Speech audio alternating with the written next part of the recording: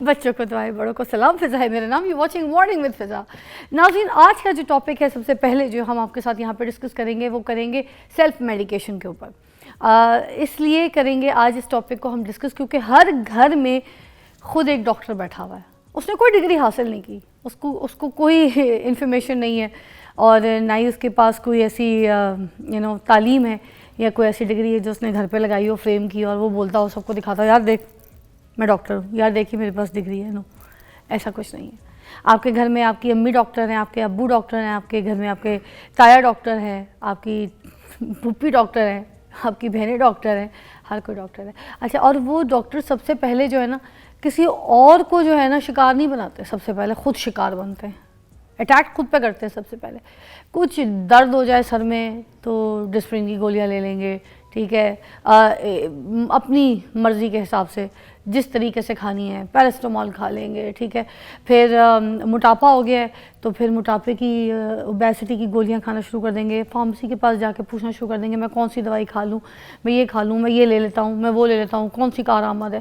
Google کر کے دوائیاں ڈھونڈ رہے ہوں گے. وہ گوگل بھائی صاحب جو ہیں وہ بھی ایک ڈاکٹر ہیں، ٹھیک ہے. وہ الگ بات ہے کہ گوگل سری کبھی ایسے غلط بھی بتا دیتی ہے رستہ، مگر وہ جو ہے دوائی اس کے اوپر بڑا ان کو یقین ہے. مگر سب سے زیادہ دوائی جو استعمال ہوتی ہے ہمارے پورے پاکستان میں، آپ کو پتہ ہے پیراسٹامول ہے. ڈیلی لیتے ہیں، سر میں درد ہوگا لے لیں گے، دن میں 1 بار 2 بار 3 بار 2 گولیاں کھا لیں گے. 4 کے گھنٹے کے گیپ میں جو ہے نا وہ گولیاں کھانا شروع کر دیتے ہیں. اچھا، پھر ایسپرین، اس کے بارے میں بھی پتہ ہے آپ کو، جب دل کرتا ہے کھانا شروع. خون پتلا کرتی ہے بھائی، سب کو پتہ ہے، اس کے باوجود ایسپرین کھانا شروع کر دیں گے. اب بھائی کتنی بار لینی چاہیے، کھانی بھی چاہیے کہ نہیں کھانی چاہیے، ہر بار ایسی منہ اٹھا کے. اچھا ہاں، اینٹی الرجی بھی بہت کھاتے ہیں. اینٹی الرجی، چھینک آئے گی اینٹی الرجی، بخار ہوئے گا اینٹی الرجی، کھانسی ہوگی تو اینٹی الرجی کے ساتھ، اور تو اور یار اینٹی بائیوٹک، وہ تو شروع ہو جاتے ہیں. آپ ملک سے باہر جائیں، آپ کو کوئی دوائی نہیں پوچھتا یار، آپ کو کوئی دوائی نہیں دیتا. ڈاکٹرز موسٹلی وہاں پر یہ کوشش کرتے ہیں کہ آپ کسی طریقے سے خود اپنی سیلف جو ہے نا اپنی ڈائٹ سے، اپنی روٹین سے، اپنی ایکٹیویٹیز سے، اپنے ایکسرسائز سے ٹھیک ہو جائیں. ایک تو ہمارے وہاں بخار ہو جاتا ہے تو ہم تو سب سے پہلے بستر پہ پڑ جاتے ہیں. پتہ نہیں، میں ایک پھر وہی بات ہے، میں اپنی امی کی باتیں کوٹ کرتی ہوں. امی کہتی تھیں کہ اگر بخار ہوتا ہے تو اس کو آنے دینا چاہیے باڈی میں، 3-4 دن رکھنا چاہیے. اور وہ آپ کے پتہ نہیں، مجھے نہیں اس بات کے بارے میں اتنا کوئی علم، میرے خیال سے جسم سے کچھ جو ہے نا ٹاکسک پتہ نہیں کچھ چیزیں نکالتا ہے، وہ آپ کے جسم کو نا فریش کرتا ہے. وہ ٹمپریچر، وہ جو ہیٹ ہے وہ جسم سے نکلنی چاہیے، وہ بخار آنا چاہیے. مگر ہمیں تو ہلکی سی چھینک، بخار، ہلکا سا ایک ٹمپریچر بھی تھوڑا سا آپ کو فیل ہو جائے تو دوائیوں کی دکان کھول لیتے ہیں ہم لوگ. ایسا تو نہیں ہوتا یار. آپ اپنی کبھی لائف سٹائل سے، اپنی ڈائٹ سے کچھ ایسے گرم یخنیاں، غذائیں، کوئی کاوے ایسے پی کے آپ اپنے آپ کو ٹھیک کر سکتے ہیں. مگر نہیں، ہم تو پیتے ہی نہیں. ہم سے تو یخنیاں نہیں پی جاتی، ہم سے دودھ نہیں پیا جاتا، ہم سے اچھی غذائیں نہیں کھائی جاتی، ہم سے ابلا انڈا نہیں کھایا جاتا. ہم طاقت والی تو کوئی چیز کھاتے ہی نہیں ہیں. پھر اس کے بعد ہم جب کمزور لاغر بیمار ہو جاتے ہیں تو اینٹی بائیوٹک کھا لیتے ہیں. اینٹی بائیوٹک تو جیسے ہمیں انسان بنا دیتا ہے یار، انسان نہیں، وہ آپ کو مردہ بنا دیتا ہے. یہ اس پہ آج بات کریں گے، ٹھیک ہے. آپ کی کالز بھی شامل کریں گے، مگر آج جو میرے پاس مہمان ہے وہ ڈاکٹر بلال ظفر ہے. ہمیں آج بتائیں گے سیلف میڈیکیشن کے اوپر کہ کتنی خطرناک ہے، کتنی ڈینجرس ہو سکتی ہے آپ کے لیے. سدھر جائیں نہ کھائیں. السلام علیکم، کیا حال ہے جی بلال صاحب؟ جی اللہ کا شکر، آپ ٹھیک ہیں؟ میں تو ٹھیک ہوں. میں تو سیلف میڈیکیشن کے اوپر یقین ہی نہیں کرتی. میں تو دوائیاں نہیں کھاتی، اسی لیے ٹاپک رکھا ہے جو ہم نہیں کرتے اسی پہ بات کرتے ہیں. تو آپ بتائیے سیلف میڈیکیشن ذرا لوگوں کو کتنا خطرناک ہے. اچھا، یہ جو آپ نے سٹارٹ کیا نا، اٹس ویری بیوٹیفل کہ آپ نے بتایا جی کہ میڈیسنس کی ضرورت نہیں ہے.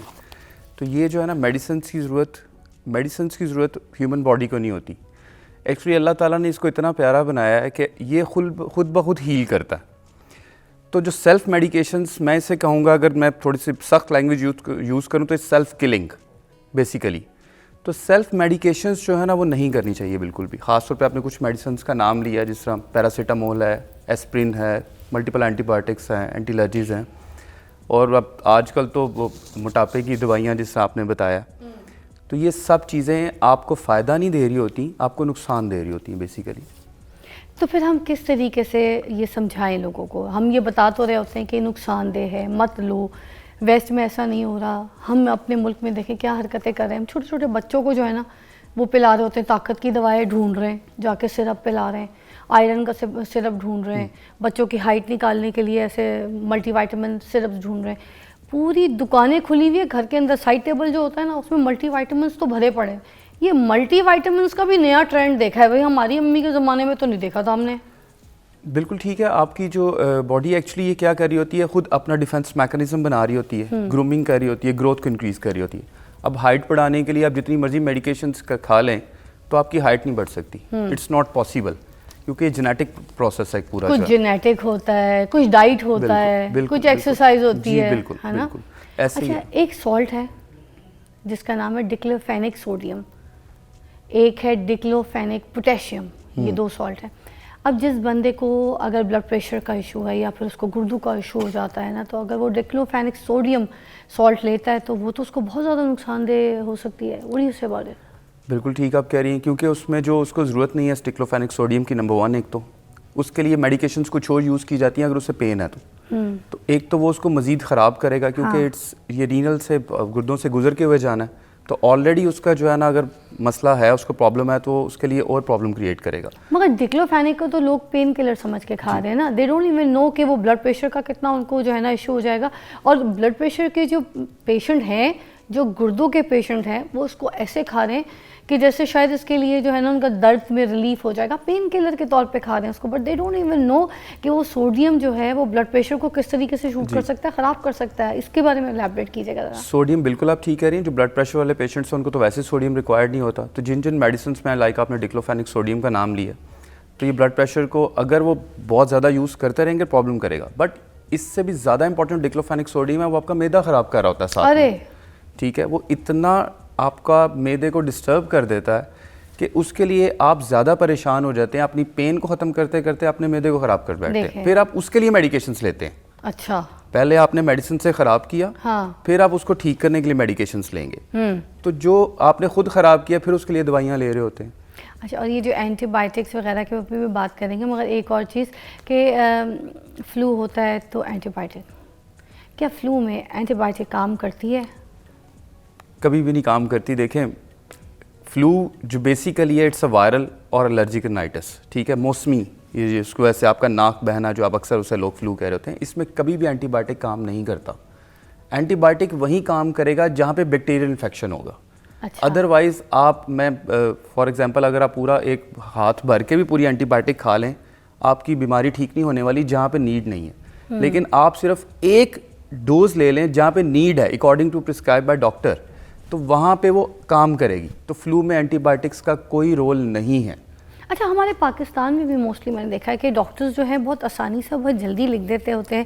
آپ بھی ڈاکٹر ہیں, مطلب میں بات تھوڑی حق کی کروں گی, اینٹی بائیوٹک لکھ دیتے ہوتے ہیں, اور کچھ پیشنٹس بھی ریکوائرڈ کرتے ہیں, وہ آپ کو اب ڈیمانڈ کر رہے ہوتے ہیں, ڈاکٹرس کو بول رہے ہوتے ہیں کہ بھائی آپ ہمیں نا اینٹی بائیوٹک لکھ دیں, میں نے سفر کرنا ہے, میں نے ٹریول کرنا ہے, میں امریکہ جا رہی ہوں, میں یہ ہے میں وہ ہے, مجھے آپ اینٹی بائیوٹک کر کے ٹھیک کر دیں. کچھ لوگ کہتے ہیں میرا کام ہے, میری کلاس ہے, میڈیا کے لوگ بولتے ہیں ہمارا شوٹ ہے, ہم پھنسے, آپ ہمارا کام کر دیں. تو یہ اینٹی بائیوٹک جو ہے ڈاکٹرس لکھ دیتے ہیں موسٹلی اس طریقے سے. Why is that important to have antibiotic? دیکھیں, ہمارے ملک میں جو موسٹلی ڈاکٹرز ہیں نا, بیسیکلی ہائر کوالیفکیشنس جو ہے نا, وہ اب ڈاکٹرز تو سارے MBBS کی ڈگری لے کے بن گئے. جو ہائر کوالیفکیشنس والے ڈاکٹر ہیں, جب بھی آپ ان کے پاس جائیں گے, دے will not give you any anti biotics. It depends upon کہ آپ ہیلتھ کیسی پرچیز کر رہے ہیں, آپ کن کے پاس جا رہے ہیں. ڈاکٹر کا کام دوائی دینا نہیں ہے. ایک یہ ٹرسٹ, یہ یاد رکھیے, اچھا ڈاکٹر وہ ہے جس کو یہ پتا ہے کہ دوائی کب نہیں دینی. واو, اچھا ڈاکٹر وہ ہے جس کو یہ پتا ہے کہ دوائی کب نہیں دینی. سنیں, اس کو یاد رکھیں, اٹس امپورٹنٹ. تو اینٹی بائیوٹکس اب ظاہری بات ہے میڈیکل سٹورز پہ جائیں گے وہ بھی دے دیں گے. آپ جتنے بھی, ان کو کس نے اجازت دی ہے جب پرسکرپشن میں بھی نہیں ہوتا پھر بھی اینٹی بائیوٹک دے رہے ہوتے ہیں؟ یہ جو فارمیسیز ہیں, یہ جو ان کو کوئی کیوں نہیں روکتا, ان کی پکڑ کیوں نہیں ہے؟ آدھے بندے تو یہ خراب کریں, صحت تو یہ انہوں نے خراب کی ہوئی ہے, ایسے ایسے دوائیاں جتنی مانگو دے دیتے. ڈائریکٹ تو یہ تو آپ کی پرسکرپشن چینج کر دیتے ہیں, ایون کہ فارمیسی والے جو ہیں.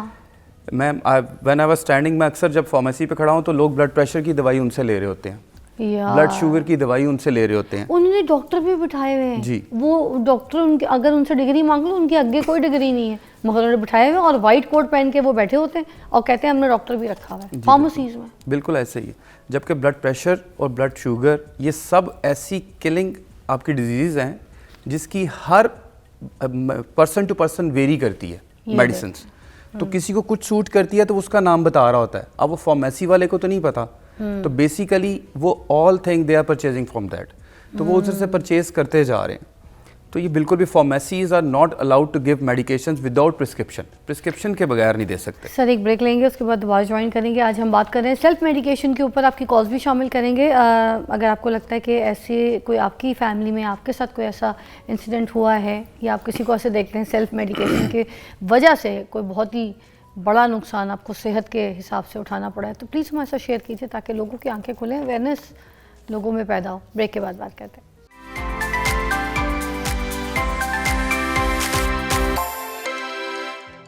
Welcome back. ہم سیلف میڈیکیشن کے اوپر بات کر رہے ہیں. بلال ظفر ڈاکٹر صاحب ہمارے ساتھ موجود ہیں. ہم یہ پوچھیں گے کہ یہ جو بروفین ہوتی ہے یہ بھی بہت زیادہ استعمال ہوتی ہے. باڈی پین ہو رہا ہے, بندہ ایکسرسائز کر کے آ رہا ہے, بندہ کوئی کام کر کے آ رہا ہے, کسی بھی طریقے سے کہیں پہ بھی کوئی آپ کو درد فیل ہوتا ہے تو آپ بروفین لے لیتے ہیں. یہ صحیح ہے کھانا؟ دیکھیں, ایک دفعہ کھا لی اٹس اوکے, میکسیمم مطلب وداؤٹ پرسکرپشن ٹھیک ہے. آپ کی کچھ تھوڑا سا آپ کا نالج ہونا چاہیے سیلف میڈیکیشنز کے اوپر, کیونکہ ظاہری بات ہے ہر وقت آپ ڈاکٹر بھی اپروچیبل نہیں ہے کبھی کبھار. تو یہ لائک پیراسیٹامول آپ نے شروع میں کہا, آئبوپروفین ان ونس اور ٹوائس, ناٹ مور دین دس. اچھا, یعنی کہ 1 سے 2 دفعہ آپ لے لیں بس, اگر بہت ہے, لیکن اس کے بعد بھی اسٹل پرابلم آ رہا ہے تو آپ نے ڈاکٹر سے کنسرن کرنا ہے. یہ نہیں کرنا کہ خود سے کھاتے رہیں بار بار. اچھا, تو اس لیے آپ میکسیمم 1 نہیں تو 2, بس 2 ٹائم کا مطلب یہ نہیں کہ دن میں 2 دفعہ, یعنی کہ آپ لے سکتے ہیں ویک میں 1-8 دفعہ بس, ناٹ مور. اور یہ اینٹی ڈپریسنگ ٹیبلٹس جو ہوتی ہیں یہ تو کبھی بھی نہیں گھر لینی چاہیے, یہ کبھی بھی نہیں لینی چاہیے, کیونکہ ان کے ایفیکٹس کم ہیں, سائیڈ ایفیکٹس زیادہ ہیں. اچھا, ٹھیک ہے. اور یہ کبھی بھی ایک میڈیسن ایک ڈوز کبھی بھی رسپانس نہیں دیتی. یہ آپ کو لانگ ٹرم لینی پڑتی ہے, پھر جا کے اس کا کچھ نہ کچھ رسپانس ہوتا ہے, بٹ اس کے ساتھ لائف موڈیفیکیشن ضروری ہوتی ہے. جب تک سلیپ, جی سلیپ, اپنا ورکنگ آورس کو چینج کرنا پڑے گا, ایکسرسائز کو لے کے آنا پڑے گا, ڈائٹس کو بہتر کرنا پڑے گا. مگر یہ جو نیند نہیں آتی اس کی وجہ سے تو اینٹی ڈپریسنگ پہ جاتے ہیں لوگ. دیکھیں, نیند ایک بڑی مزیدار, جب آپ کوئی بھی سلیپنگ پلز لیتے ہیں نا, نیند کی دوائی لیتے ہیں, تو وہ کرتا کیا ہے, وہ کیا کرتا ہے آپ کی نیورونز کو سلاتا ہے. نیورونز کو سلاتا آپ کو نیند نہیں دیتا.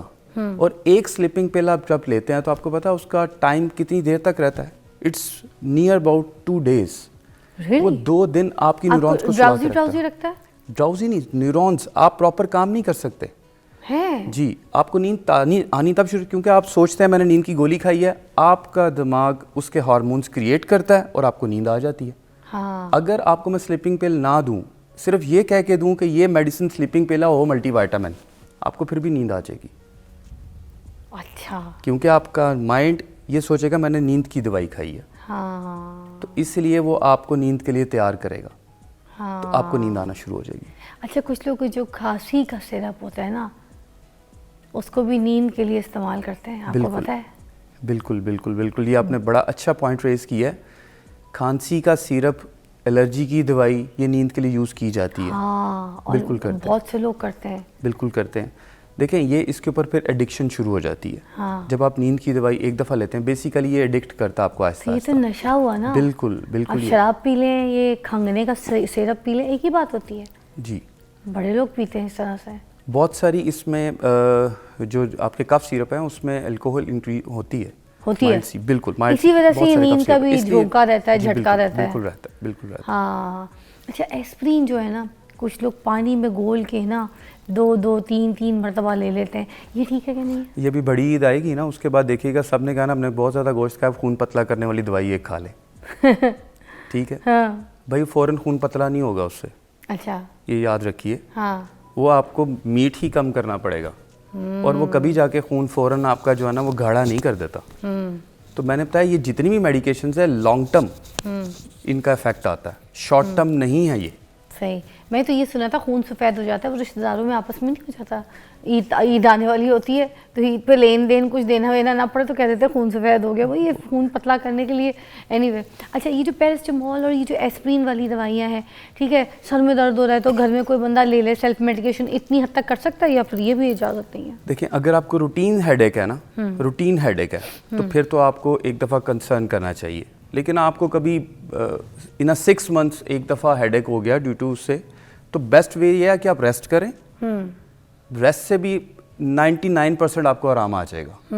لیکن اگر پھر بھی نہیں تو آپ بہت زیادہ اسٹریس, آپ نے کہیں جانا ہے فار ایگزامپل, آپ ریسٹ نہیں کر سکتے, then you can take a single dose only, not more than دس. اچھا, اس سے زیادہ نہیں, روٹین میں نہیں آپ یو کین یوز. یہ تب سیلف میڈیکیشن صرف تب تک الاؤ ہے کہ آپ کے پاس کوئی بھی میڈیکل جو ہے نا پرسن اویلیبل نہیں ہے. اچھا, یہ جو انرجی ڈرنکس آتے ہیں, انرجی پاؤڈرز آتے ہیں, آپ کو پتہ ہے فارمیسیز میں بھی ملتے ہیں, اسٹورز میں بھی ملتے ہیں, میں نام نہیں لینا چاہوں گی, مگر یہ انرجی سورس کے لیے جو پاؤڈرز آتے ہیں اس کے ملک بھی ہوتے ہیں, is that okay to give? Because بچوں کو تو لگایا ہوا ہے ان کی ہائٹ بڑھنے کے لیے ماؤں نے کہ وہ دودھ میں مکس کر کے پلائیں گی, یا پھر الگ سے وہ پورا ایک کمپلیٹ پیکج دودھ بھی ہوتا ہے فلیورڈ, اس میں ہوتی ہیں چیزیں, تو وہ کہتے ہیں اس سے ہائٹ بڑھتی ہے, بچوں کی گروتھ ہوتی ہے, ہمارے لیے بھی اچھا ہے, ہمیں طاقت ملتی ہے. Is that all okay? یہ ہے اس کے اندر سب کچھ؟ دیکھیں اگر یہ ایسا ہونا تو سب سے پہلے وہ چائنیز پی کے لمبے ہو جائیں ساری. ہائے واقعی. ٹھیک ہے, ہاں, تو جتنی قومیں جو ہیں ان کی ہائٹ کم ہے وہ کتنے کہاں پہنچ جائیں, تو یہ تو پھر ایسے ہونا شروع ہو جائے. تو ایسا پاسبل نہیں ہے. تو جتنی بھی آپ سپلیمنٹیشن دے رہے ہیں یہ بیسیکلی صرف ان کو اوور کیلوریز دے کے موٹاپے کا شکار کر رہی ہیں. اچھا, ان کی ہائٹ نہیں بڑھا سکتی. ٹھیک ہے, اٹس ناٹ پاسبل. یہ صرف بیچنے کی کہانیاں ہیں, اپنے برانڈ کو پروموٹ کرنے کی, باقی ان چیزوں سے کچھ نہیں ہوتا. ایسے ہی ہے نا؟ بالکل. کیا بات ہے. سے بہت بہت شکریہ آپ کا, بڑا اچھا آپ نے ہمیں ایلیبریٹ کیا, سیلف میڈیکیشن کے حساب سے جس تک ہم لے سکتے ہیں اتنا بتایا, اور جو نہیں لے سکتے اس کے بارے میں بھی آپ کو بتا دیا. خدا اپنے آپ کو اینٹی بائیوٹک سے دور رکھیں جس حد تک آپ رکھ سکتے ہیں. جب تک آپ کو ڈاکٹر کسی ایسی بڑی سرجری, کسی ایسے کوئی مسئلے کے تحت آپ کو کوئی ایسے زخم کو ہیل کرنے کے لیے اینٹی بائیوٹک ریکمنڈ نہیں کرتا, آپ تب تک کہ پلیز اینٹی بائیوٹک نہ کھائیے. آپ کو اپنی زندگی میں آپ کو بتاؤں, جو صحت ہے نا وہ آپ کی انویسٹمنٹ ہے. وہ اس طریقے سے جیسے ہم بینک پہ پیسہ رکھ کے کوئی انویسٹمنٹ کر دیتے ہیں, کوئی پلاٹ لیتے ہیں اس میں انویسٹمنٹ کر دیتے ہیں, کوئی گھر خریدتے ہیں انویسٹمنٹ کر دیتے ہیں, کوئی پراپرٹی کے اس طرح کی آپ اسکیمز ہوتی ہیں اس میں انویسٹمنٹ کرتے ہیں, اسی طرح صحت بھی آپ کی ایک انویسٹمنٹ ہے. اس کو اگر آپ اچھی طریقے سے رکھیں گے, اچھا کھائیں گے, اچھی لائف اسٹائل ہوگی, تو پھر یہ آپ کی آگے 5 سال 10 سال کے لیے ایسی انویسٹمنٹ ہے کہ جب آپ 10 سال کے بعد بھی اپنے آپ کو دیکھیں گے تو آپ ہیلدی فیل کریں گے, بھاگیں گے, دوڑیں گے, طاقتور ہوں گے, جوان ہوں گے. تو اپنی صحت کو ایز انویسٹمنٹ اپنی زندگی میں رکھیے اور اس کے اوپر زیادہ فوکس کیجیے. صحت ہزار نعمت ہے. بریک کے بعد ملتے ہیں.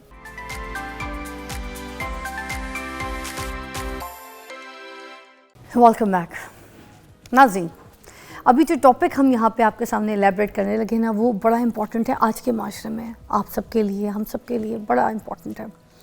میں آپ کو بتاؤں, رشتوں کی اہمیت جو ہے نا, اس کے بارے میں صرف ہم سنتے ہیں, ہمیں یہی سنائی دیتا ہے ہر ایک سے کہ یار لوگوں کے اندر رشتوں کی اہمیت ختم ہو گئی ہے, قدر ہی کوئی نہیں رہی ہے, یہی سننے میں ملتا ہے.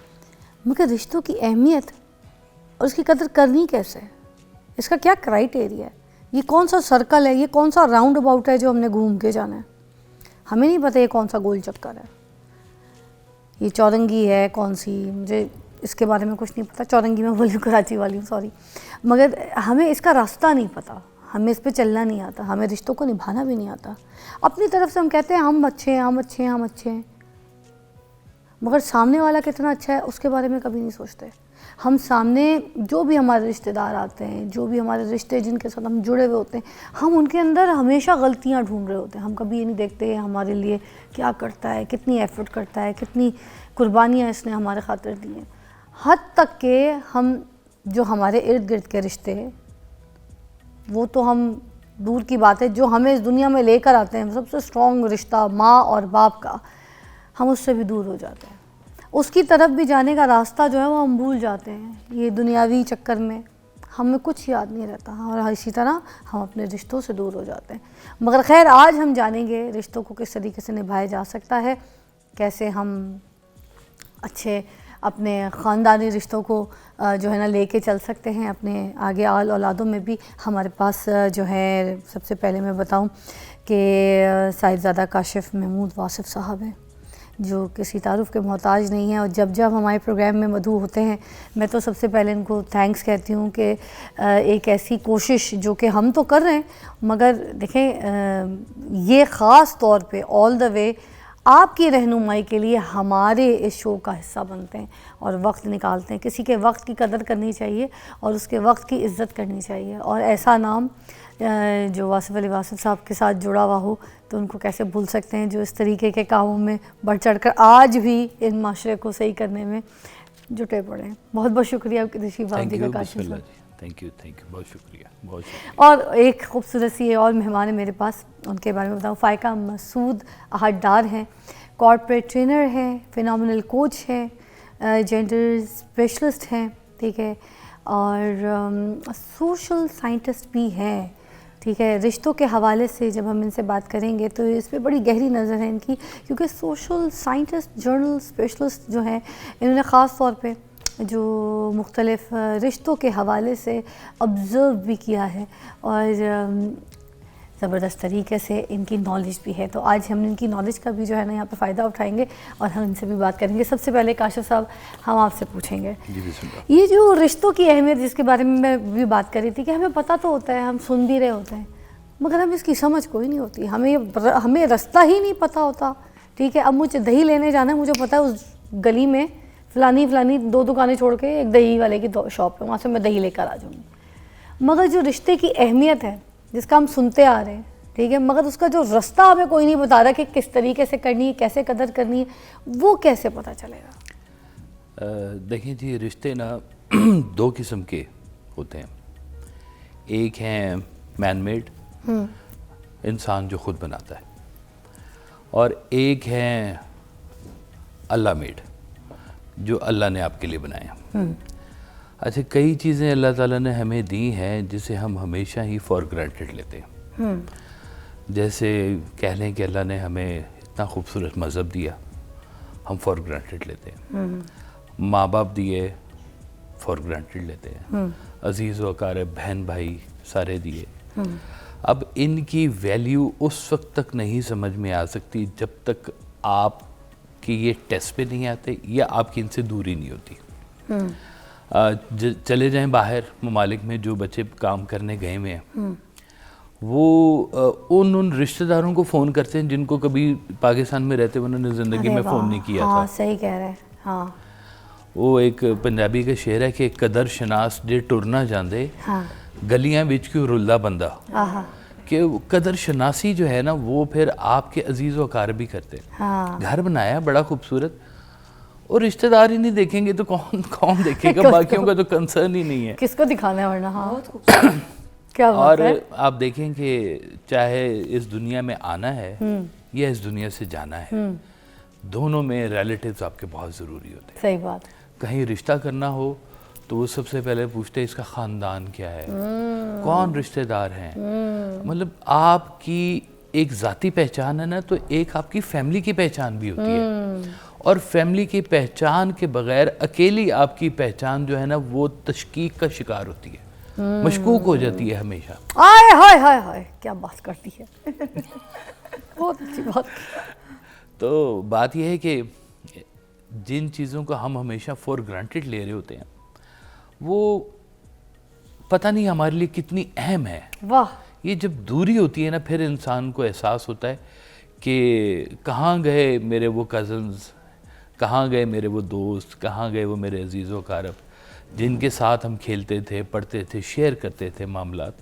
تو ہمیں کچھ چیزوں کو نا ذرا غور سے دیکھنا چاہیے, اور بلکہ جو کام پیرنٹس کے کرنے والا ہے نا جی اس معاملے میں, وہ سب سے زیادہ ضروری یہ ہے کہ کم از کم بچوں کے ذہن میں رشتہ داروں کے خلاف کوئی باتیں نہ ڈالیں. ارے واہ, کیا بات کی آپ نے, یہ بہت ہی برا کام کرتے ہیں. کیا بات. اگر سر آپ رشتہ داروں کی بات کر رہے تھے تو ایک چیز اور بھی میں ایڈ کر دیتا ہوں.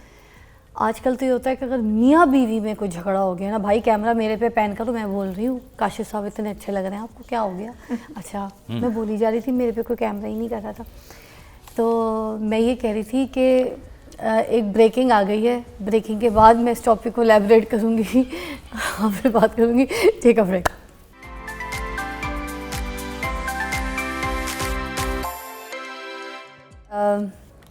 رشتوں کی اہمیت آج ہمارا ٹاپک ہے, اور بریک سے پہلے ہم بات کر رہے تھے یہاں پر, کیونکہ کاشف صاحب نے ایک بڑی اچھی بات کی کہ یہ جو رشتے ہیں ان کو سنبھالنے کے لیے جو ایک ٹرک ہے وہ خیر آج ہم یہاں پر ڈسکس بھی کریں گے، مگر ایک پوائنٹ میں پوچھنا چاہی تھی کہ جب میاں اور بیوی دونوں میں لڑائی ہو جاتی ہے، ٹھیک ہے، اس دوران جو بچے ہوتے ہیں ان کو سکھایا جا رہا ہوتا ہے کہ یہ جو تمہاری ماں ہے یہ تو بالکل ٹھیک عورت نہیں ہے، ماں سکھا رہی ہوتی ہے جو تمہارا باپ ہے یہ بالکل ٹھیک آدمی نہیں ہے، ٹھیک ہے.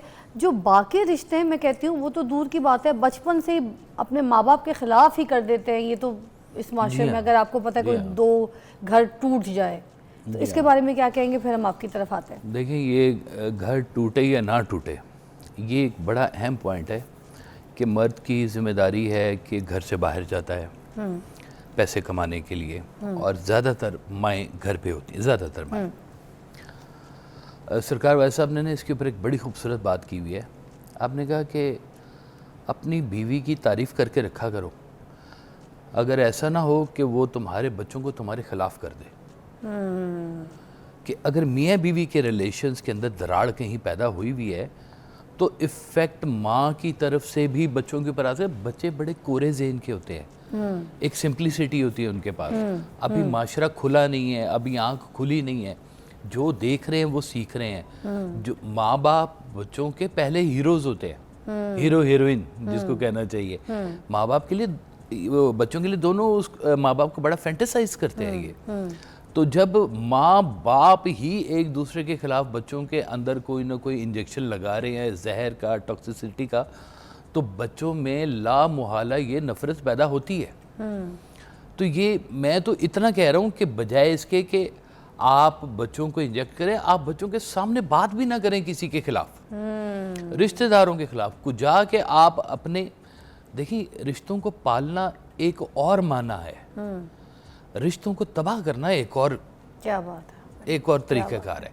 آپ بھی فائقہ اس بات پہ ذرا کیجیے گا کہ جو ہم چھوٹے بچے کو ہی معاشرے میں پہلے ہی سکھا دیتے ہیں کہ بھئی اپنے ماموں کا فون مت اٹھانا، تمہارا ماموں ابھی گھر آ جائے گا اپنی بیوی کو لے کے، میرے پاس ٹائم نہیں ہے، میں نے باہر جانا ہے. اس طرح کی باتیں ٹاکسک سن رہے ہوتے ہیں، ٹھیک ہے. پھپھو کے بارے میں تو بہت زیادہ ہوتا ہے، پھپھو تو ہماری ولن ہے. تو ایسے رشتوں کے بارے میں کیا کہیں گے جو پہلے ہی بچپن میں بچوں کو سکھائے جا رہے ہوتے ہیں کہ یہ تو بری ہے، خاندان میں وہ برا ہے، تو ادھر نہیں جانا، اس سے نہیں ملنا، اس کا فون نہیں اٹھانا. اس سے بات کیوں کی تھی، اس کے ساتھ کیوں دیر تک بیٹھ گئے، کیا کہیں گے؟ شکریہ بہت بہت فضا، پہلے تو آپ نے پروگرام میں بلایا، اور میں سمجھتی ہوں کہ ہماری بہت بڑی جو شخصیت گزری ہیں بر صغیر میں، واصف علی واصف صاحب، اور مجھ ناچیز کی خوش قسمتی ہے کہ ان کی صورت میں جو اب ان کے بعد ان کی چیز کو آگے لے کے چلنے والی شخصیت ہیں کاشف صاحب. میں فرسٹ ٹائم میری ٹی وی پہ میڈیا پہ اپیرنس ہے، اور یہ ایک ایسا روحانی کنیکشن ہے کہ سر بیٹھے ہیں، اور میں بڑے احتراماً ان کی جو رائے ہے ہلکا سا اس سے اختلاف کے ساتھ اپنی رائے دینا پسند کروں گی. اور صحیح ہوں غلط ہوں میں عوام پہ، جو ہمارے آڈینس ہیں پروگرام کے، ان پہ فیصلہ چھوڑتی ہوں. بات ایسی ہے کہ میرے لیے نا فضا ہر زندگی کے رویے، میرا کام بیسکلی اسی سے ریلیٹڈ ہے. جب میں کوچنگ دے رہی ہوتی ہوں تو میرے کوچ، میرے مینٹور، جو کہ آج کے کچھ عرصے پہلے جب میں زندگی کی ایسی سٹیج پہ تھی جہاں بکٹ میں کوئی رشتہ نہیں نظر آ رہا تھا، یہی سچویشن تھی، سبھی برے ہیں، ٹھیک ہے، تو مجھے ایک شخصیت ملتی ہیں جو انہوں نے میری تربیت کرنا شروع کی. اور مجھے ان کی تربیت کا سلسلہ کیا تھا، انہوں نے سنا. ایک ایسی عورت جس کی زندگی میں ہر رشتے سے اعتراض ہے، انہوں نے اس کو سننا شروع کیا. اچھا، اب یہاں پہ بات آتی ہے وہی بات کہ جب معاملات کشیدگی اختیار کرتے ہیں، جیسے آپ نے بتایا پھپھو اچھی نہیں، خالہ اچھی نہیں، تو ایک عام انسان، جیسے دنیا میں پھرنے والا عام انسان ہے، وہ کہے گا اچھا خالہ نے یہ کر دیا، یہ تو بہت غلط کیا. اب وہ کنورزیشن میں وہ دونوں مل کر ایک انالیسس کر رہے ہوں گے کہ اگر اس نے یہ کیا تو وہ اچھا انسان ہے، اور اگر یہ کیا تو برا انسان ہے. وہاں روحانیت کا ایک رول آتا ہے، اور وہ کیا ہے، کوئی روحانی روح بیٹھی ہوگی نا تو اس کو معلوم ہے کہ آگے والی جو انسان ہے وہ اس قدر دکھی ہو چکا ہے کہ نیچرلی ایک انسان کی فطرتاً جو اللہ نے تخلیق کی ہے، اس وقت وہ اس کے وہ پہلوؤں کا ذکر کرے گا جو منفی تھے. یہ کسٹم میڈ ڈیزائننگ اللہ نے بنائی ہے انسان کی. اچھا، اب سننے والے کی خوبصورتی کیا ہونی چاہیے، ایک تو وہ اس کے سارے اعتراضات کو کسی رائے کے بغیر سنے، معذرت کے ساتھ ہمارے ہی معاشرے میں وہ مائیں ہیں جو آشنا کے ساتھ بچے چھوڑ کے بھاگتی ہیں، وہ باپ ہیں جو میں کہنا بھی نہیں چاہوں گی بیٹیوں کے ساتھ کیا کیا کرتے ہیں، آپ سمجھتی ہیں؟ چاچے ہیں وہ اعتماد ہونے کی وجہ سے بھتیجوں کے ساتھ بھانجیوں کے ساتھ کیا کر رہے ہیں۔ حقیقت ہے کہ ماں سے زیادہ اللہ کہتا ہے کہ پیور کوئی رشتہ نہیں، لیکن اس ماں کے بارے میں آپ کا کیا خیال ہے جس کی بیٹی کھا رہی ہے مار، اور وہ کہتی ہے بیٹی کھا لو، سبھی شوہر مارتے ہیں۔ رشتے میرے لیے آپ کا سوال تھا، ہر رشتہ ایک ادارے میں جیسے رول کے لیے ایک چیف ایگزیکٹو آفیسر ہوتا ہے، اس کی جاب ڈسکرپشن ہوتی ہے، اس نے وہ نبھانی ہوتی ہے۔ ماں کی جاب ڈسکرپشن ہے، اگر آپ سمجھیں تو باپ کی جاب ڈسکرپشن ہے، اور ماں کی جاب ڈسکرپشن بیوی کی جاب ڈسکرپشن سے الگ ہے۔ اب ایک انسان نیتاً تو اچھا ہے، مخلص ہے، ماں مخلص ہوتی ہے بچے سے زیادہ تر، لیکن رویے میں وہ مخلصی کو جھلکا پا رہا ہے کہ نہیں؟ مگر میری ایک بات سنیں نا، ایک بریک لیتے ہیں، بریک کے بعد اس بات کو آپ تھوڑا سا سمجھیے گا۔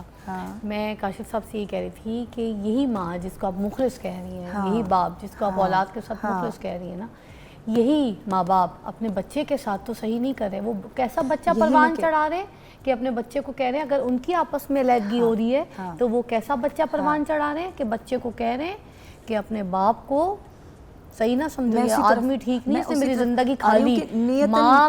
ماں بچے کو سکھا رہی ہے، ٹھیک ہے، اور باپ اپنے بچے کو ماں کے خلاف سکھا رہا ہے کہ عورت ٹھیک نہیں تھی، اس لیے میں اس کو چھوڑ رہا ہوں، میں اس کو طلاق دے دی۔ تو یہ مخلصی، بریک کے بعد آپ سے اور کاشف صاحب سے دونوں کا، اب میں نے اس کو کیا ڈیفائن کیا ہے، بریک کے بعد، کیونکہ ہماری نیوز کی بریک ہے تو ہم اس کو الیبریٹ کریں گے، آپ کی کالز بھی شامل کریں گے۔ آج ہم رشتوں کی اہمیت کے اوپر بات کریں۔ Stay tune, come back.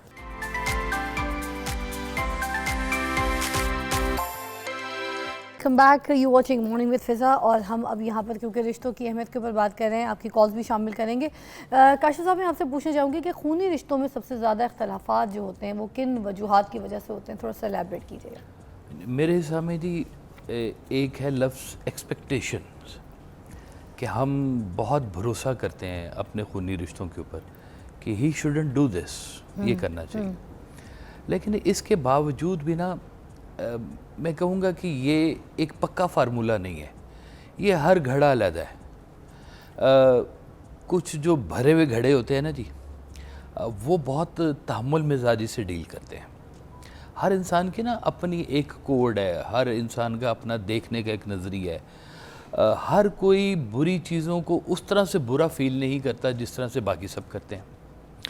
تو جیسے اگر میں آپ کو ایک مثال دوں کہ چھوٹے بھائی کی بڑے بھائیوں نے چغلی کی اور اس سے جیلس ہوئے اور اسے مارا اور اسے کنویں میں پھینک دیا اور بہت زندگی میں تنگ کیا، اور جب موقع آیا تو چھوٹے بھائی نے سب کو معاف کر دیا۔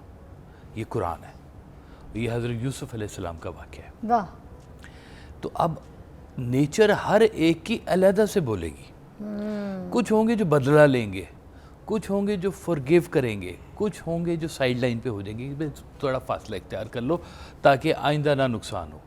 تو دیکھیں، حالات واقعات زندگی میں یہ ممکن نہیں ہے کہ اتار چڑھاؤ نہ آئے۔ ایسے کچھ رشتوں میں یہ بھی کہا جاتا ہے نا کہ اس کا بھائی ایسا تھا، یہ بھی ایسی ہوگا، جی اس کے سارے بھائی ایسے ہیں، یہ کیسے اچھا ہو سکتا ہے؟ یہ بات ہوتی ہے نا؟ ہوتی ہے، ایک جنرل امپریشن آتا ہے کہ بھئی خاندانی طور پہ کچھ چیزیں ٹریول کرتی آ رہی ہیں، ڈی این اے ٹریول کرتا آ رہا ہے، تو اسی طرح سے کہتے ہیں اگر کوئی اچھا ڈی این اے آ رہا ہے تو بھئی اس کے آگے بیج بھی اچھے ہوں گے جی، یہ اچھی نسل آ رہی ہے، گھوڑے کی اچھی نسل آ رہی ہے، گھوڑے کی اچھی نسل آ رہی ہے۔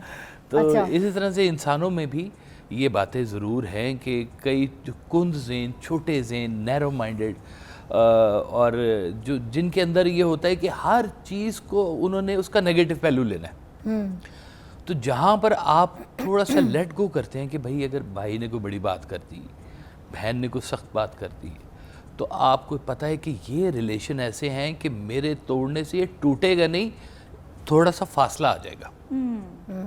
معذرت کے ساتھ ادھر میں ایک اینگل ڈسکس کرنا چاہوں گی فضا، ایک شعر سے آغاز کروں گی۔ ایک ایسی سچویشن آ جاتی ہے جہاں خونی رشتے ہی ایک سرٹن نیگیٹو بیہیویئر شو کرتے ہیں. شعر ہے, مخلوق تو فنکار ہے اس درجے کی فن میں, سنگے درے کعبہ سے اصنام تراشے, تو کون ہے اور کیا ہے تیرا داغ کعبہ بھی, لوگوں نے تو مریم پہ بھی الزام تراشے. ایک ایسی سچویشن ہے جہاں خونی رشتے ایک خونی رشتے کے اوپر بہتان لگاتے ہیں. اب آپ مجھے یہ بتائیے کہ اس سچویشن میں بہتان لگانے والے کا کیا جذبات ہوں گے؟ کیا وہ کہے گا یہ میری ماں ہے تو مجھے معاف کر دینا چاہیے؟ معافی دینے کا جو پروسیس ہے فضا, وہ کیا ہے؟ اللہ کہتا ہے بندہ کرے گا تو کرے گا, میرا تو اختیار نہیں, اس سے معافی مانگ لو, دے دیتا تو ٹھیک ہے, نہیں دے گا تو میں بھی نہیں دوں گا, جس کے پاس تمام اختیار ہے. لیکن سمجھانے والوں کی اب فنکاری دیکھیں کہ ان کو تو ماں زیادہ پیاری ہے. کیوں؟ کیونکہ وہ ماں کی بہن ہے. اب ان کو ماں کی بیٹی نہیں اچھی لگتی اتنی جتنی ماں اچھی لگ رہی ہے, تو وہ اس کی طرف انکلائن ہو کے کہیں گے بیٹا ماں کو معاف کر دو. گناہ کیا ہے ماں کا کہ وہ بیٹی پہ بہتان لگا رہی ہے, اور ایکسپیکٹیشن سوسائٹی کی ہر رشتے کی ارد گرد باقی تمام پورے خاندان کے خونی رشتوں کی ہے کہ بیٹی ماں کو معافی مانگے بغیر اس الزام پہ معاف کر دے. کیوں؟ اگر آپ کی عمر بڑی ہے تو آپ ٹھیک ہیں, اور اگر آپ کی عمر بڑی ہے تو خدا ہر وقت آپ کے لیے حق میں رشتہ مطلب فیصلہ کرے گا.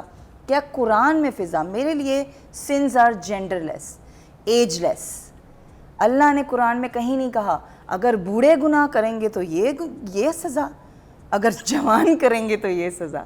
گناہ کی سزا ایج کی باؤنڈری میں بند نہیں, گناہ کی سزا جنس کی باؤنڈری میں بند نہیں. اللہ بات کرتا ہے گناہ کرو گے سزا. تو الزام تراشی کی آپ بات کر رہی ہیں, بیویاں تو 2 منٹ میں الزام لگاتے تھے, میاں نے اچھا پرفیوم لگا لیا, ہلکا سا تھوک سے پف بنا لیا تو کہتی ہیں ہاں کوئی بچی بسانے جا رہا ہے, کوئی بسا لی ہوگی. اچھا ورکنگ وومن جو بالکل ٹھیک تو بات کچھ بھی نہیں ہوتا میاں کا, کوئی کیا پہ 5 سیٹ نہیں ہوگا مگر کر دیتے. الزام تو یہاں پہ بھی لگائے لگتے جا ہیں, رہے اور ہیں, ورکنگ وومن جو کچھ ہوتی ہے میاں بھی لگاتے ہیں, میاں بھی لگاتے ہیں, بیوی بھی لگاتے ہیں. لپسٹک اچھی سرخی تیز چھوڑیں لگا لی آپ. اور کام پہ چلی گئی, بچے چھوڑنے چلی گئی تو پیچھے جا کے دیکھے گا رات کو 11 بچہ بجے تو نہیں پیچھے پھنسا ہوا اس کے. رات کو 11 بجے میاں ایک اپنی کلی کو گھر ڈراپ کر کے گھر آتا ہے اور اس نے کچھ نہیں کیا, لیکن رات کے 11 بجے ایک بیوی اپنے کلی کے ساتھ گھر آتی ہے اور میاں 10 گھنٹے اس سے پوچھتا ہے تم کس کے ساتھ آئی ہو, یہ تو نیا چہرہ ہے, کیا سین ہے. سوال ایسے. ہاں آپ کو پتا ہے کہ آپ کی بیٹی کہاں نکل رہی ہے, دفتر کدھر ہے, آپ کو شک ہے آپ دفتر جائیں, چھپ کے دیکھ لیں, کوئی چیز نظر آئے تو آپ الزام لگائیں, نہ نظر آئے تو آپ چپ رہیں, لیکن لگاتے ہیں گھر والے الزام. کاشف صاحب ہمارے معاشرے میں تو ایک اور چھوٹی سی بات میں اس میں ایک اور ایڈ بھی کروں گی کہ اس میں یہ بھی نوٹ کریں کہ اگر ماں باپ یا کوئی ہسبینڈ اگر اپنی بیوی کے اوپر شک نہیں کر رہا ہوتا, وہ معاشرے پہ شک کر رہا ہوتا کہ معاشرہ خراب ہے, کہ کہیں وہ معاشرے کی زد میں نہ جائے. یہ بھی تو ہوتا ہے نا جی, یہ بھی ہوتا ہے. اور دیکھیں دوسرے نمبر پہ بات ہی کہ جو لفظ ہے نا بہتان, اس کا مطلب ہے کہ فیکٹ نہیں ہے, الزام ہے ایک قسم کا, آنکھوں دیکھا نہیں ہے, ورنہ تو جرم ہو جائے. ٹھیک. اور اللہ اتنا غفور الرحیم ہے کہ اس نے گناہ ماتھے پر نہیں لکھے لوگوں کے, یہ ہمارے شک ہوتے ہیں کہ یہ گناہ ہیں. ایسے تو ہم یہ دیکھتے ہیں کہ گناہ اور ثواب جو ہے نا یہ اللہ کے ہاں ہے. ہاں اچھا, کئی ایسے لوگ ہیں جن کی جوانی کے اوپر بہتان لگے ہیں, الزامات لگے ہیں, لیکن ایک وقت میں وہ ایسے کھڑے ہوئے تھے کہ جو لوگ ہیں وہ انگلیاں منہ میں دبا کے پھرتے تھے کہ اب ہم اس کو کیسے قابو کریں, یہ تو ہماری رینج سے بھی باہر ہو گئے.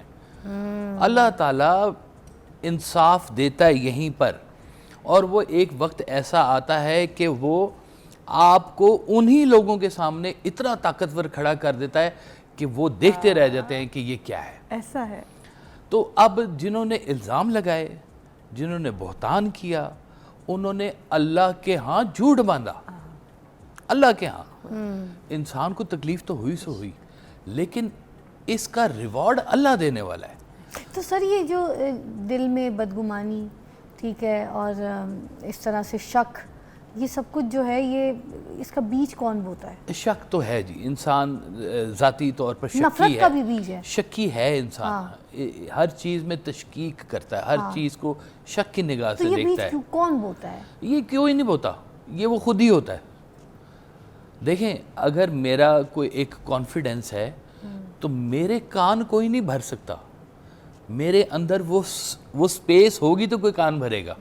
اچھا میں آپ سے بھی یہ بات پوچھوں گی, مگر ابھی مجھے یہ بھی بتائیں کہ ایک دوسرا پہلو بھی میں شک کا جو ہے نا وہ ڈسکس کرنا چاہی تھی کہ مرد جو ہے وہ مرد کی فطرت کو جانتا ہے, جی معاشرے کو جانتا ہے. مرد نے باہر کی دنیا دیکھی ہے, وہ لوگوں میں بیٹھا ہے, اس کو پتہ ہے کہ یار کتنے پانے میں ہیں یہ سارے مرد. آج کے جو نوجوان لڑکے, اب میری جو بہن بیٹی یا بیوی ہے, اب وہ ڈرتا یہ کہ یہ ان کی زد میں نہ آ جائے.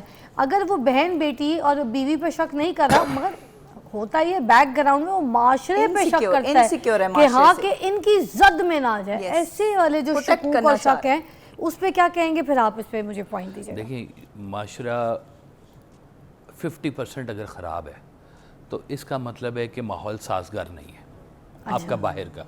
میں رات کو موبائل لے کے پیدل باہر نہیں نکل سکتا, مجھے پتا ہے آج نہیں ہوا تو کل کوئی سنیچ کر کے لے جائے گا. معاشرہ ایسا ہے, معاشرے کے اندر پروان چڑھنے والی چیزیں جو ہیں وہ ہیلدی نہیں ہیں میرے لیے, نہ میرے بچوں کے لیے, نہ میری بیوی کے لیے.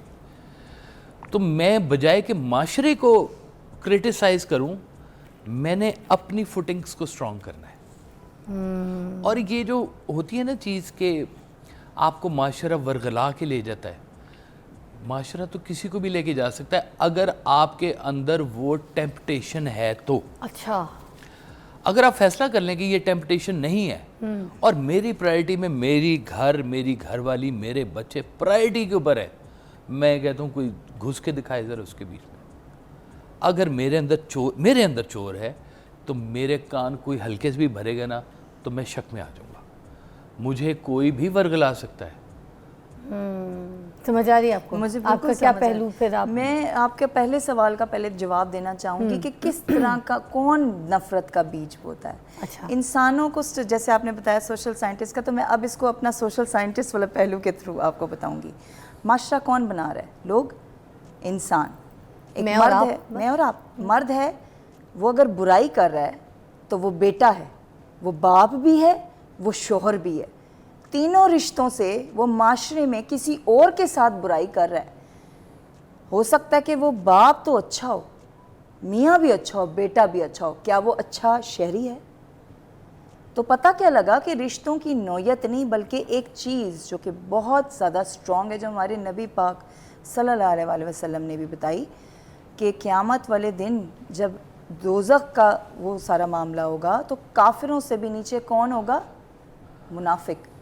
اور اسلامک ہسٹری میں بھی آپ دیکھیں تو منافق کی ڈیفینیشن ہی کلمہ گو کی ہے. اور کہاں کہیں یہ بھی سنا ہے کہ منافق جو وہ کافر سے بھی بدتر ہے. ہاں جی, وہ اسی لیے دوزخ کے اس سے بھی نیچے درجے. کہہ سکتے ہیں کہ شاید سچا کافر بخشا جائے, منافق نہیں بخشا. منافق نہیں گہری بات ہے. اب یہ بڑی بہت گہری بات ہے, مجھے تو ڈاؤٹ تھا مگر ابھی کنفرم بھی ہو گیا ہے. مطلب فضا آپ دیکھیں اگر کوئی منافق ہے تو وہ منافق ماں ہے, وہ منافق باپ ہے, وہ منافق بیٹا ہے, وہ منافق شوہر ہے, بیوی ہے.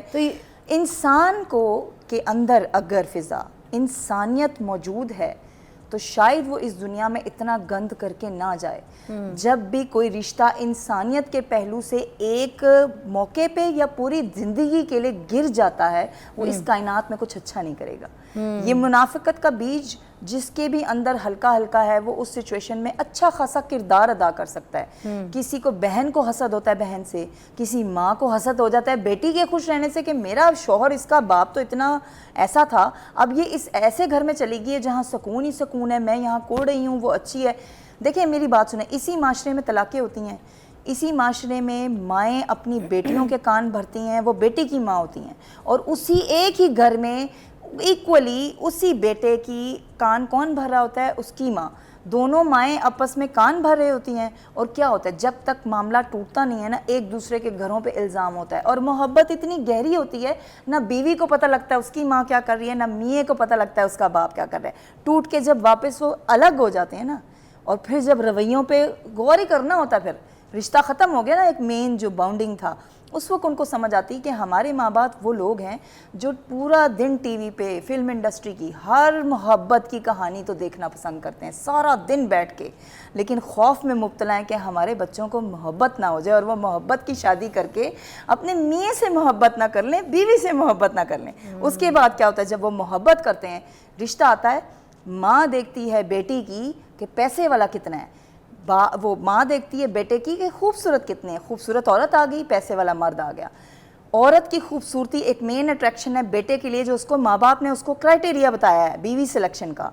बीवी की क्राइटेरिया है पैसा, मियाँ हो गया दिवालिया, बीवी हो गई बूढ़ी, कोई रहेगा साथ, उनका तो क्राइटेरिया फोकस माँ बाप ने ही किया था ना। एक ब्रेक लेंगे, ब्रेक के बाद दोबारा ज्वाइन करेंगे। हम रिश्तों की अहमियत के ऊपर बात कर रहे हैं और बड़ा कुछ सीखने को मिल रहा है, एंड आई एम श्योर आपकी बड़ी रहनुमाई हो रही है, क्योंकि अगर हमारा प्रोग्राम देख के किसी का रिश्ता बचता है, किसी का घर बचता है, किसी के खूनी रिश्तों में प्यार मोहब्बत पैदा होती है, तो हमें यही चाहिए। एक ब्रेक के बाद मिलते हैं।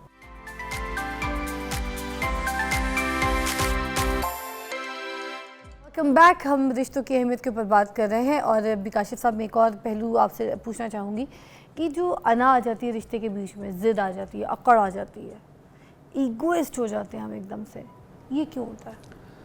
बस किसी पे अल्लाह ताला ने जब किसी को बर्बाद करना हो ना, तो उसमें अना आ जाती है। एक बात सबका शेर है कि अब जहाँ से गुज़रने का है एक मरहला बाकी, फाइनल है कि अब जहाँ से गुज़रने का है एक मरहला बाकी, रिश्तों की अज़ियत का सफ़र काट चुका हूँ। वाह वाह वाह। तो ये जहाँ पे ये आ जाती है ना टॉक्सिक, और जहाँ पर ये आ जाती है अना, बड़ा होना और अपना रोब जमाना और लोगों को नीचा करना, ये बहुत ही, मैं कहता हूँ कि ये जो अल्लाह ताला ने आपको रिलेशन दिए ना, इनको खूबसूरती से पालना चाहिए। भाई अगर आपके अंदर कोई चीज़ है, जाओ दुनिया पड़ी है फतह करो, बनो उसके अंदर आज़म, खुला पड़ा हुआ सारा मैदान, उनके सामने जाओ, उनको फतह करो। तो ये तो अल्लाह ताला ने तुम्हें वैसे ही दे दिए रिश्तेदार, फ्री में आ गए ये तो, इनको उस रिलेशन में उसी तरह से संभालो जैसे ये तुम्हें अता हुए हैं। लेकिन हम कमज़ोर लोग, हमें बाहर कोई पूछता नहीं है, घर में हम सबके ऊपर चढ़ाई करना शुरू कर देते हैं। मैं वड्डा घर दे विच, मेरी गल सुनो, मैं अब्बा जी हाँ, मैं अम्मा जी हाँ, मैं वड्डा भाई हाँ, वो लो सारी चीज़ सिस्टम तबाह के। जो रिलेशंस आपने मोहब्बत से पालने थे उनके ऊपर आप जोर जमाना शुरू कर गए, और जहाँ आपने जोर लगाना था वहाँ पे आप मोहब्बत से पीछे जा रहे हैं। खूबसूरत बात कि माशरा जो है ये आपका उस तरह से सगा कभी नहीं होगा जैसे आपको अल्लाह ताला ने ये रिलेशन दिए, अगर आप इनको प्यार से पालें तो। अगर आप इनके साथ मुनाफकत कर रहे हैं, बाहर से आपको मिलेगी ज़रूर। कहते हैं ये जो दुनिया है ना, ये एक गुंबद है, जैसी आवाज़ दोगे वैसी तुम्हें मिलेगी। अब वो कहते हैं ना, घरों मार पड़ रही हो तो फिर बाहर वाले तो मारते ही मारते हैं, तो बिल्कुल अपने रिश्ते को पहले हम घर पे मार देते हैं। अपने रिश्ते हम खुद तबाह करने में किरदार अदा बाहर कर वाले रहे तो हैं फिर जी। फायदा उठाते बाहर वाले तो बैठे हुए इसी काम के लिए। आप देखें कि जैसे कॉर्पोरेट कल्चर होता है, कोई किसी का नहीं होता, सब कॉर्पोरेट के होते हैं। ऐसे ही कितनी बड़ी हकीकत कही है ना इन्होंने। कि ये देखें कोई अब बड़े बड़े लोग हमने देखे बेचारे कि बड़ी पोस्टों पर थे, लेकिन ऐसी लेग पुलिंग होती है, ऐसे सिनेरियोज क्रिएट किए जाते हैं कि वो बेचारा कहाँ का कहाँ निकल जाता है, वो नौकरी छोड़ के बाहर चला जाता है। वो कहते हैं यार ये इस सिस्टम से तो ये तो बाहर है, हम इसको मुरद इल्ज़ाम ही नहीं ठहरा सकते। गैर से क्या गिला करें जब अपने ही नहीं छोड़ रहे तो। अपनों से गिले होते हैं। गिले तो होते ही अपनों से, जहाँ आपको तवक्को होती है, जहाँ एक्सपेक्टेशंस होती हैं। जो रिलेशन भाई बहन का कितना खूबसूरत रिलेशन, प्यार वाला होना चाहिए, थोड़ी गुंजाइश होनी चाहिए, थोड़ा सा रख रखाव भी होना चाहिए, बहुत ज़्यादा फ्रैंकनेस भी नहीं होनी चाहिए। तो जो चीज़ें आपने बहुत देर पर रखनी होती है ना, आप उनको मेंटेन रखते हैं, एक फासले पे थोड़ा सा खूबसूरत बना के रखते हैं, ताकि ज़्यादा ओवर भी ना हो और ज़्यादा कम भी ना हो। वह सब एक रिलेशंस के बारे में एक बड़ी खूबसूरत बात बताते हैं। आप कहते हैं जब कभी किसी से मिलो पहली दफ़ा, तो उस रिश्ते की खूबसूरती यही है कि जिस दिन वो रिश्ता ख़त्म हो, तुम्हारा रिलेशन वैसा ही हो जैसे पहले दिन था। आला आला। अरे वाह, अच्छा। अस्सलाम वालेकुम फ़िज़ा, क्या हाल है आपके? ठीक ठाक हैं? ठीक ठाक है। ये मेरा रिलेशन आपसे कभी चेंज नहीं होगा। खूबसूरत बात। हाय हाय हाय, क्या ये रिस्पेक्ट, ये चीज़ जब तक रहेगी ये रिलेशन रहेगा। क्या बात है। अच्छा, ये जो नस्ली बात है, नस्ली नहीं कहते लोग, ये यार ये नस्ली लोग हैं, क्या रिश्तों को संभाल के रखा है, पता चलता है इनका कि नस्ली है। क्या कहेंगी ऐसे लोगों के बारे में? ये होता है क्या, नस्ली कोई चीज़ इस तरह की होती है रिश्तों को निभाने वाले, चलाने वाले? بالکل فضا، جنہیں ہم خاندانی کہتے ہیں. میں پہلے تو سر کی بات سے سیکنڈ کرنا چاہوں گی کہ ضد، اور اس میں ایک ہسٹری سے مثال سے آپ کو تھوڑا سا بتانا چاہوں گی. ایک ہسٹری میں مثال ہے فرعون اور آسیہ کی. کیا آسیہ خونی تھی فرعون کی، موسیٰ کی؟ آسیہ علیہ السلام تو موسیٰ علیہ السلام کی خونی تو نہیں نہ تھی. نہیں. ٹھیک ہے، انا کس کی تھی؟ فرعون کی. اس نے کیا کوشش کی کہ محبت امر نہ ہو. آج کس کی محبت امر ہے؟ آسیہ و موسیٰ کی. اور ساری کی ساری انا اور طاقت کے باوجود ہار کون گیا؟ فرعون. یہ وہ مثال ہے کہ جب انا اکٹھے کسی میں آ جاتی ہے تو نقصان آسیہ کا ہوا، فرعون کا ہوا، وہ موسیٰ کا ہوا، فرعون کا ہوا. ایسے انا کرنے والے انسان حضرت کا آسیہ اور حضرت موسیٰ کی بات ہو رہی ہے، ان کی مثال رکھ کے انہوں نے یہاں پہ اگزامپل دی. اچھا، میں یہ جو آپ سے سوال کی تھی نسلی لوگوں کا، پلیز اس کو ضرور الیبریٹ کیجئے کہ یہ نسلی لوگ کیا واقعی اپنے رشتوں کو سنبھال کے رکھتے ہیں؟ جو لوگ اپنے خاندان کی لیگیسی، اپنے خاندان کو آگے چلاتے ہیں، بڑے لے کے چلتے ہیں اپنے پورے خاندان کو، کہتے ہیں نا ان کا خاندان اچھا ہے، خاندان بڑا، یہ نسلی لوگ ہوتے ہیں. اچھا، اس میں نا فضا میں اپنے، کیونکہ میں نے زیادہ تر جو گہری نظر رکھی ہے خاندان کے اپنے خاندان کے معاملے میں رکھی ہے، اور اس معاملے میں سمجھتی ہوں میرے جو ابا کے خاندان والے ہیں وہ بہت ایک فطرتاً اور تھوڑے وہ اتنے انٹیلیجنٹ ہیں اس معاملے میں، وہ بہت اچھے ہیں. وہ کیا کرتے ہیں کہ جب کوئی تضاد آتا ہے، اب دیکھیں جو آپ بات کر رہی ہیں نا کہ خاندانی لوگ وہ ہوتے ہیں جو فیصلوں میں ان کو بٹھاتے ہیں جن کو بیٹھنا چاہیے. ہمارے خاندان کی روایت ہے کہ جب کوئی فیصلہ ہونا ہے پورے خاندان کے لوگ ایک گھر میں، ایک رشتہ دار کے گھر میں اکٹھے ہوں گے اپنی پوری فیملیز کے ساتھ. تمام تر بیویاں اور بچے آپس میں پہلے بیٹھیں گے، ہلا گلا، کھانا پینا، اور جب فیصلے کا ٹائم آئے گا نا فضا، تو میرے ابا کے 5 بھائی کمرے میں گھس جائیں گے.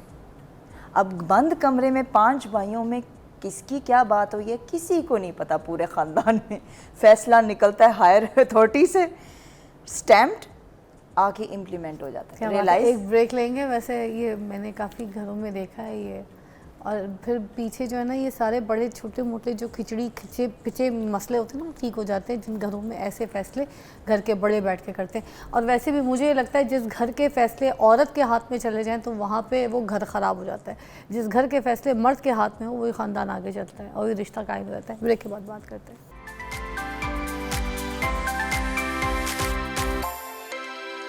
Welcome back. اور ہم رشتے کی اہمیت اور رشتوں کو کس طرح سے نبھانا ہے اس ٹاپک کے اوپر بات کریں. کاشف صاحب آپ سے پہلے پوچھوں گی کہ یہ بتائیے گا کہ جو مشترکہ خاندانی نظام ہوتا ہے اس میں آپس میں رہنے میں ساتھ محبت بڑھتی ہے یا پھر جھگڑے زیادہ بڑھتے ہیں؟ دیکھیں، جب تک ایک سربراہی نہ ہو کسی ادارے کی تب تک ادارہ اس طرح سے چلے گا جیسے سربراہ چاہے گا. اور اگر سربراہی نہ ہو، ہر کوئی اپنی مرضی سے سارے کام کر رہا ہو تو پھر وہ ادارہ نہیں چل سکتا. یہ پکی بات ہے. ہر گھر کا ایک سربراہ ہوتا ہے.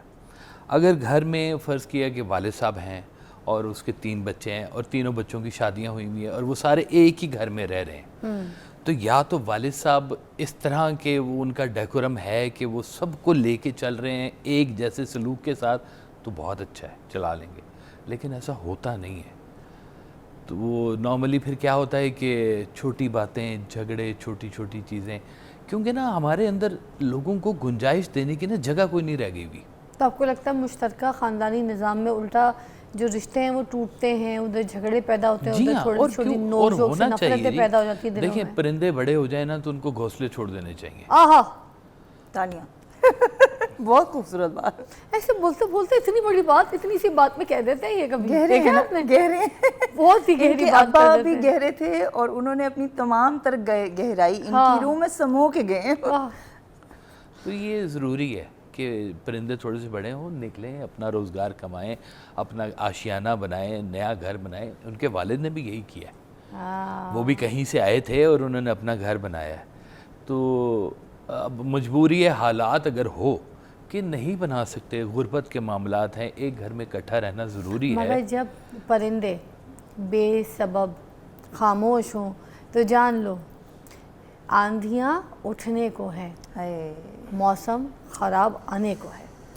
نہیں یہ بھی بات ٹھیک ہے جی، کیونکہ چپ ہو جاتے ہیں سارے گھر میں، اور یہ خاموشی ہوتی ہے کسی طوفان کا پیش خیمہ، ایک سائلنس ہو جاتا ہے کسی طوفان کے آنے سے پہلے، تو وہ نہیں ہونا چاہیے. تھوڑی سی رونق لگا کے رکھیں گھر کے اندر، سب کو کسی ایکٹیویٹی میں رکھیں گھر کے حوالے سے. تو جب ساری چیزیں اکٹھی ہو رہی ہوتی، مطلب پرانے وقتوں میں رہتے تھے لوگ ایک ہی گھر میں 6 بچے رہتے تھے، 7 بچے رہتے تھے، 10 بچے بھی رہتے تھے، تو بھائی بھی رہتا تھا اسی گھر میں. مجھے میرے دادا کا گھر یاد ہے، تو میرے دادا کے بھائی بھی اسی گھر میں تھے، اور سارے جو میرے والد اور ان کے چچا وغیرہ جو تھے سارے وہ بھی وہیں پر تھے. تو اب وہ سارے ایک طرح سے رہتے تھے، سب نے پڑھا، سب نے لکھا، لیکن جیسے ہی تھوڑے سے گرو ہوئے ہیں تو وہ سب لاہور آ گئے. انہوں نے بھائیوں کو بھی بلا لیا، بہنیں بھی آ گئیں، یہاں پڑھائیاں کر لی، ماسٹر کر لیا، یہ کر لیا. تو سب نے اپریشیٹ کیا اس چیز کو کہ اچھی بات ہے آپ لوگ نکل رہے ہیں، اب ہمارا ایک نہیں، اب ہمارے 4 گھر ہیں. واہ کیا بات ہے، زیادہ اچھی طریقے سے الگ بھی ہو گئے اور انڈیپینڈنسی بھی مل گئی. ملو تو ملو ایسے کہ السلام علیکم کیسی ہیں. کیا بات ہے، یہ تعلق ختم نہیں ہو. اینڈ میں آپ ایک غزل پڑھنا چاہ رہی تھی تو میں نے اس لیے کہا کہ آپ کو موقع دوں گی. پہلے مجھے ناچیز کی یہ خوش قسمتی ہے کہ واصف علی واصف صاحب کی ایک بہت خوبصورت جو اولادوں میں سے اولاد ہے، پہلی دفعہ میری ملاقات ہے. کاشف صاحب کے نام یہ غزل، اور مجھے لگتا ہے کہ ہر روحانی پیشوا ایسا ہی ہوتا ہے، اس کی زندگی میں یہی مقامات آتے ہیں. گلا فضول تھا عہد وفا کے ہوتے ہوئے، سو چپ رہا ستم ناروا کے ہوتے ہوئے. یہ قربتوں میں عجب فاصلے پڑے کہ مجھے، ہے آشنا کی طلب آشنا کے ہوتے ہوئے. وہ ہیلا گر ہیں جو مجبوریاں شمار کریں، چراغ ہم نے جلائے ہوا کے ہوتے ہوئے. نہ چاہنے پہ بھی، آج کے ٹاپک کے مطلب، نہ چاہنے پہ بھی تجھ کو خدا سے مانگ لیا، یہ حال ہے دل مدا کے ہوتے ہوئے. آگے رشتوں میں کیوں دراڑ درتی ہے، نہ کر کسی پہ بھروسہ کہ کشتیاں ڈوبیں. نہ کر کسی پہ بھروسہ کہ کشتیاں ڈوبیں. نہ کر کسی پہ بھروسہ کہ کشتیاں ڈوبیں، خدا کے ہوتے ہوئے نا خدا کے ہوتے ہوئے. مگر یہ اہل ریا کس قدر برہنہ ہے، مگر یہ اہل ریا کس قدر برہنہ ہے. گلیم و دل کو ابا او کبا کے ہوتے ہوئے. کسے خبر ہے، کسے خبر ہے کہ کاسا بدست پھرتے ہیں، بہت سے لوگ سروں پر ہما کے ہوتے ہیں. کاشف صاحب کے لیے خوبصورت. فراز صاحب ہماری بر صغیر کی میں کہتی ہوں ایسی خوبصورت نعمت کہ فضا جذبات کے بہاؤں میں جب میں ان کو پڑھتی ہوں نا تو میں ہیل ہو جاتی ہوں. فراز ایسے بھی لمحے لمحے، فراز ایسے بھی لمحے کبھی کبھی آئے کہ دل گرفتہ رہا دل ربا کے ہوتے. واہ جی، اسی خوبصورت غزل کے ساتھ ایک بریک لیں گے. we'll be right back.